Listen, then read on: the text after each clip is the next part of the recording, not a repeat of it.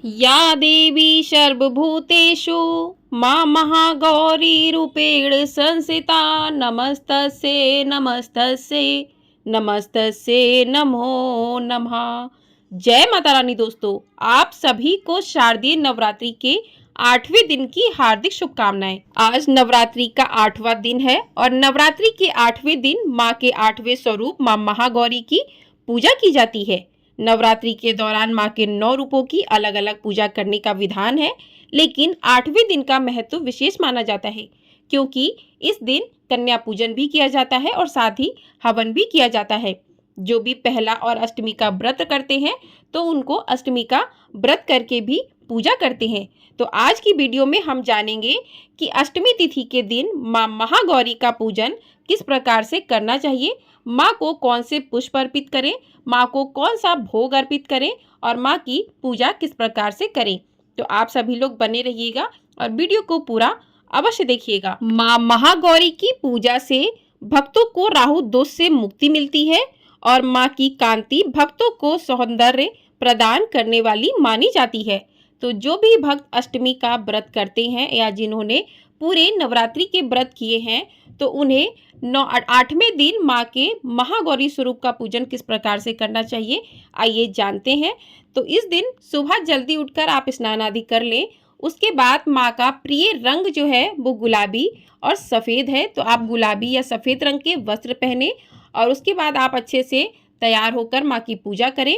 अष्टमी के दिन आप यदि आपने माँ को सुहाग की सामग्री अर्पित नहीं की है तो आप अष्टमी के दिन कर सकते हैं, नवमी के दिन भी कर सकते हैं, तो आप अपनी श्रद्धा के अनुसार कर सकते हैं। उसके बाद माँ का पूजन करते हैं। तो आपने जहाँ पर माँ की चौकी स्थापित की है वहीं पर आपको माँ का पूजन करना है। अगर आपने चौकी स्थापित नहीं की है, मंदिर में आप ऐसे ही 9 दिन की पूजा कर रहे हैं, तो आप महागौरी का रूप ध्यान करते हुए माँ की पूजन करना चाहिए। तो चौकी पर आपने जहाँ पर माँ को स्थापित किया है, आपको बार बार वीडियो में मैं बस यही बताती हूँ कि आपको माँ को हटाना नहीं है वहाँ से।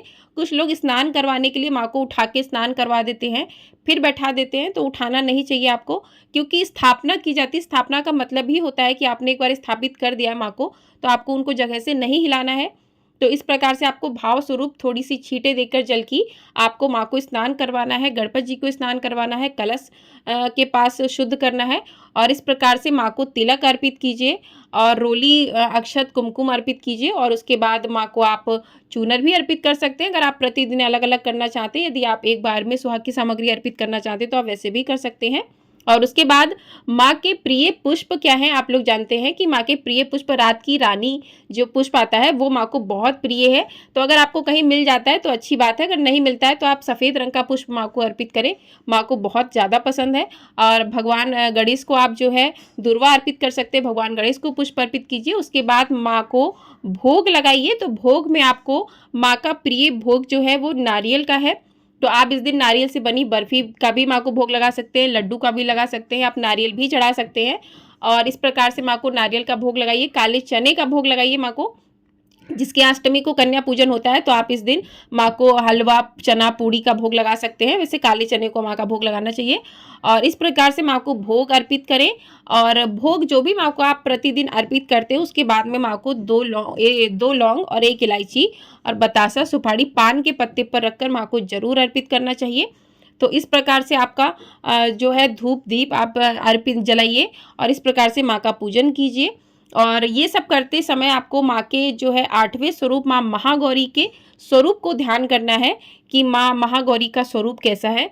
तो आइए जान लेते हैं कि माँ महागौरी का स्वरूप किस प्रकार का है। देवी भागवत पुराण के अनुसार माँ महागौरी सफेद वस्त्र धारण करती हैं, साथ ही उनके आभूषण भी सफेद रंग के हैं।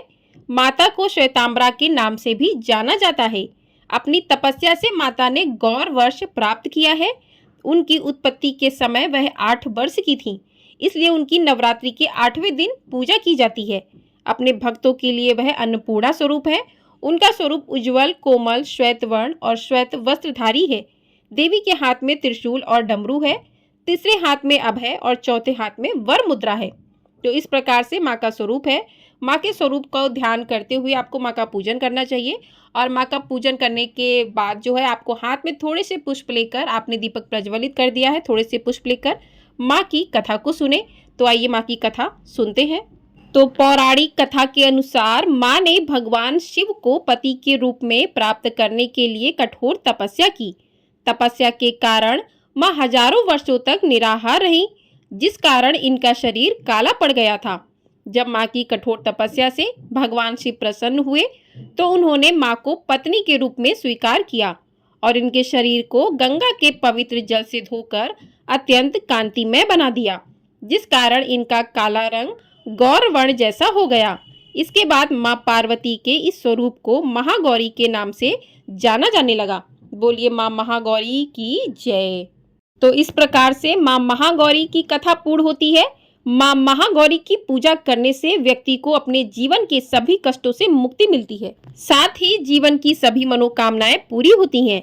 ऐसी मान्यता है कि देवी महागौरी ने भगवान शिव को पति के रूप में पाने के लिए कठिन तपस्या की। साथ ही माँ महागौरी की पूजा करने से जिन भी भक्तों की विवाह में समस्याएं आ रही हैं वे सभी समाप्त हो जाती हैं। तो इस प्रकार से माँ की कथा सुने। माँ की कथा सुनने के बाद माँ की आरती करें। तो आइए माँ की आरती करते हैं, उसके बाद माँ के मंत्रों के बारे में जानेंगे। जय महागौरी जगत की माया, जया उमा भवानी जय महामाया। हरिद्वार कनखल के पासा, महागौरी तेरा वहाँ निवासा। चंद्रकली और ममता अम्बे, जय शक्ति जय जय माँ जगदम्बे। भीमा देवी बिमला माता, कौशिकी देवी जग विख्याता। हिमाचल के घर गौरी रूप तेरा, महाकाली दुर्गा है स्वरूप तेरा। सती सत हवन कुंड में था जलाया, उसी धुएं ने रूप काली बनाया। बना धर्म सिंह जो सवारी में आया, तो शंकर ने त्रिशूल अपना दिखाया।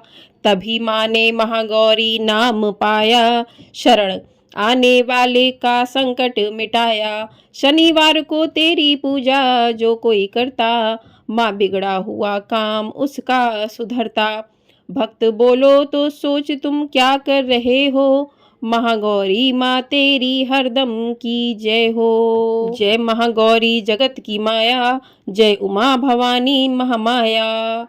बोलिए माँ महागौरी की जय। तो इस प्रकार से माँ की आरती पूर्ण होती है। माँ से क्षमा प्रार्थना करें। पूजा में यदि आपसे कोई भी भूल चूक हो गई है तो माँ गौरी आप मुझे क्षमा करें। इस प्रकार से माँ से क्षमा प्रार्थना करें। और आप मंत्रों का जाप जो है पूजा आरती से पहले भी कर सकते हैं, आप आरती के बाद भी कर सकते हैं। आप सुबह के समय यदि नहीं कर पाते तो आप शाम के समय भी मंत्रों का जाप कर सकते हैं। तो आइए माँ के मंत्र जानते हैं। पहला मंत्र है श्वेते ब्रशे क्षमारूढ़ा, श्वेताम्बरा धरा शुचि, महागौरी शुभम दयान महादेव प्रमोददा। अगला मंत्र है या देवी सर्वभूतेषु माँ महागौरी रूपेण संस्थिता, नमस्तस्ये नमस्तस्ये नमस्तस्ये नमो नमः। माँ का ध्यान मंत्र है वंदे वांक्षित कामार्थे चंद्राघ्रत शेखराम, सिंहरूढ़ा चतुर्भुजा महागौरी यशस्विनी। यह है माँ का ध्यान मंत्र। तो आप माँ का ध्यान करते हुए इस मंत्र का 11, 21, 108 बार जाप कर सकते हैं। माँ का स्रोत मंत्र है सर्व संकट हतृत्व हिदन ऐश्वर्य प्रदायनीम ज्ञानदा चतुर्वेदमयी महागौरी प्रणमाम्य हम। माँ का कवच मंत्र है ओंकारा पातुशीर शोरमाम हीम बीजमाम हृदयो क्ली बीजम सदा पातुन भोग ग्रहोच पादयो। ये है माँ का कवच मंत्र। तो आप इनमें से किसी भी मंत्र का जाप कर सकते हैं। आप एक मंत्र ले लीजिए, उस मंत्र का आप जाप करते रहिए, माँ का ध्यान करते रहिए और माँ महागौरी से प्रार्थना कीजिए कि आपकी जो भी मनोकामना है हे माँ महागौरी उसे पूर्ण करें।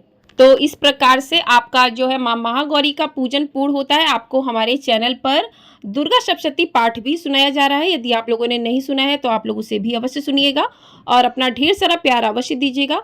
आपको अष्टमी का व्रत किस दिन रखना है, किस दिन आपको कन्या पूजन करना चाहिए और कलश का विसर्जन और व्रत का पारण आपको कब करना चाहिए, इसकी भी वीडियो आपको मिल जाएगी। तो आप लोग उसे भी अवश्य देखिएगा और अपना ढेर सारा प्यार अवश्य दीजिएगा।